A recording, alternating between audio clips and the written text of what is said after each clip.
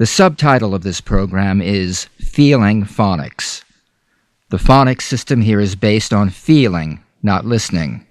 Feeling the sounds is what counts. So get out of your head and remember that learning takes place in other parts of the body as well. The preparation menu on DVD1 offers some natural warm-ups for relaxation and breathing. Professional speakers and performers are aware of how valuable these methods are. You will be too if you do even a very quick physical warm-up before starting. A little yawning, stretching, and shaking does more to put you in shape for speech than you would ever think it does. The vowels E, A, Y are your tonal anchors. They are the most strongly vibrating sounds in this system. They begin as vibration in the vocal cords, but become greatly enriched as you learn to focus the sound waves on the hard palate, and more particularly on the gum ridge behind your front teeth. When you can regularly produce E, A, and Y as strongly vibrating tonal vowels, it is the single biggest contribution you can make to improving every aspect of your speech, for being understood clearly, distinguishing between long and short vowels like date and det, for clearly producing the second stage of two-stage vowels, I, oi, oi, for providing added resonance to all vibrating vowels and consonants, and last but not least, for infusing good sound quality and control into all your speech, keeping it anchored in good tonality at a low register. A lower pitch range, which opens the higher pitch range for intonation and making your speech more expressive. Mastering E, A, and Y will take you a long way. DVD 2 covers the structural vowels, the vowels that have a shape or structure that you can see and feel. In this system, they are assigned a number corresponding to the size of their lip shape. Number 1 is the smallest. Ooh. Ooh. Number 5 is one of the largest. Aw.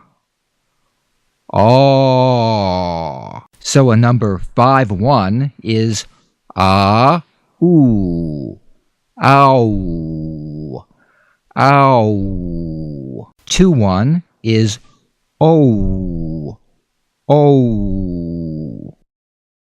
3 is the midway position, aw, aw. 4 is aw, as in awed. 6 is ah, ah. 6Y is I. 3Y is oi, oi.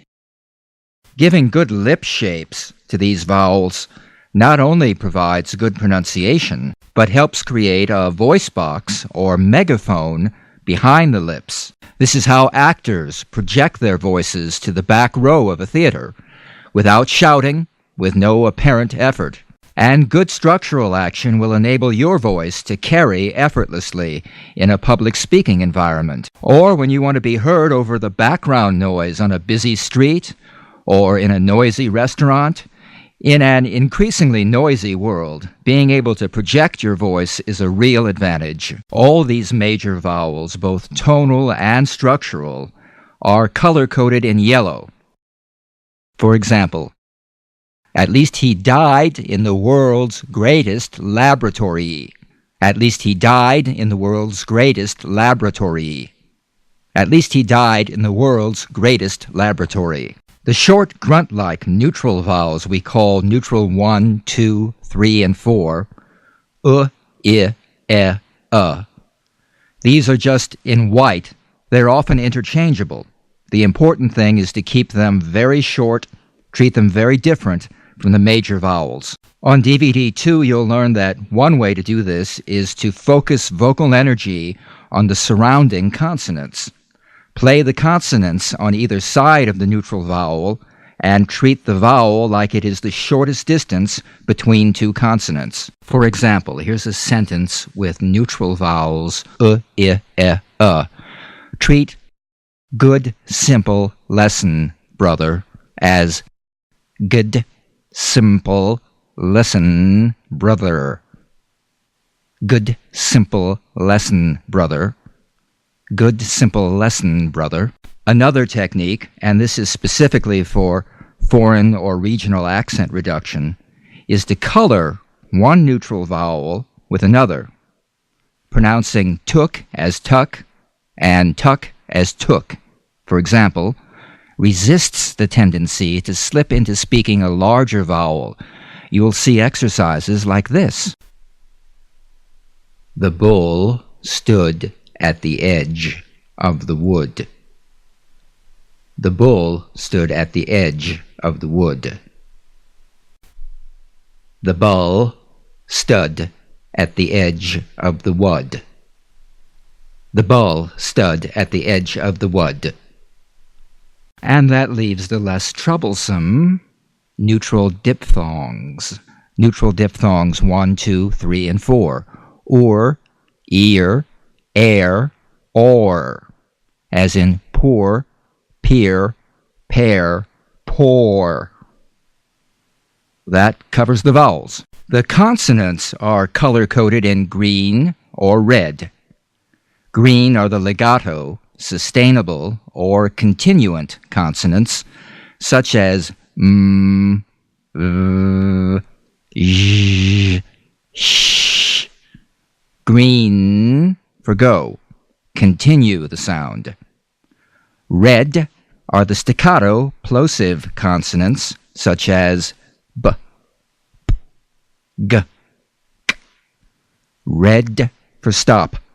Feel the drum beat. There isn't a lot to say about the consonants' general dynamics, because each has its own individual characteristics, which you'll learn about on DVD 3.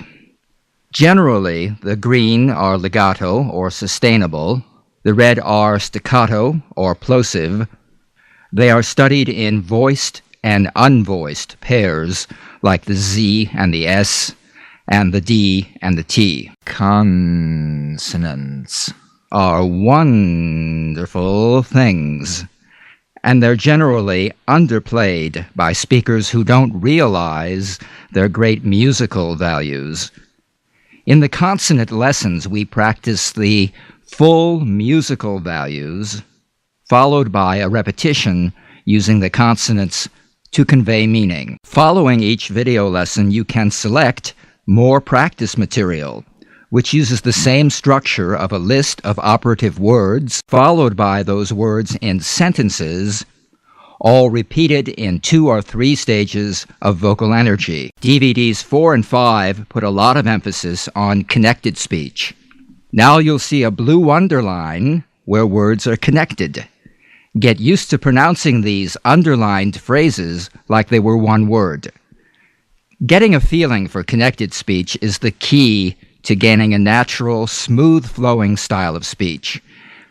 If English is your second language, connected speech is also critical to developing your listening and comprehension of spoken English. Because people do not speak in separate words, they speak in logical, connected groups of words. Those who grew up speaking English use connected speech all the time, but even they sometimes stumble over their own words because they're not aware of the little tricks for avoiding pitfalls. Trained actors, of course, are able to deliver lengthy, complex, even tongue-twisting passages flawlessly. This is not a gift. They have simply learned the rules for linking one word into another with intention.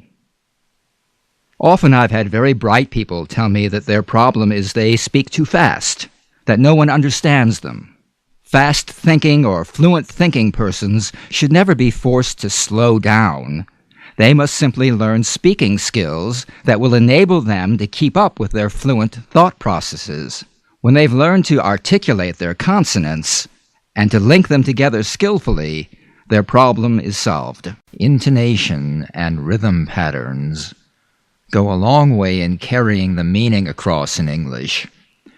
You can be speaking with perfect pronunciation, but put the wrong stress on a syllable, and your whole statement may go without being understood. Likewise, with how and where your pitch and inflections rise and fall, and the tempo rhythms of your speech. Americans are used to hearing a familiar pattern of music in their speech. When you've learned to use the American pitch patterns to call attention to the important words in your speech, you become immediately more understandable. You should exaggerate these patterns and pitch jumps when you practice, especially if English is a second language to you. You may think you are using enough pitch when you are really using hardly any. When first learning these pitch patterns, it's better to overdo them until you really have some mastery. Later on, it will be easier for you to recognize the subtleties of intonation and how the same words can carry either a very precise meaning or even multiple layers of meaning. Remember, it's not what you say, it's how you say it. I always recommend watching news programs for intonation practice, particularly international news programs like those on the networks, ABC, CBS, NBC, or cable CNN. My favorite among the network news programs is ABC's Peter Jennings. If you listen carefully, you'll notice that his use of intonation is very colorful and very, very effective. Even better for intonation practice is listening to a good public broadcasting or PBS news program. These are widely broadcast on PBS radio stations, so you could even listen in the car. On public television, you have the News Hour with Jim Lehrer. Jim and his panel moderators on the program, as well as the guests on the programs, use a great deal of intonation to get their ideas across. They are really getting into more complex issues, and to be sure they're being understood by a general audience, they really have to use a lot of intonation to make those ideas very clear. But all of these broadcasters are professional communicators, and as you become aware of the techniques they're using, you can use these techniques to give your own statements a clarity of through line while you're developing well-focused arguments. One final note, watching local news programs may not be as worthwhile.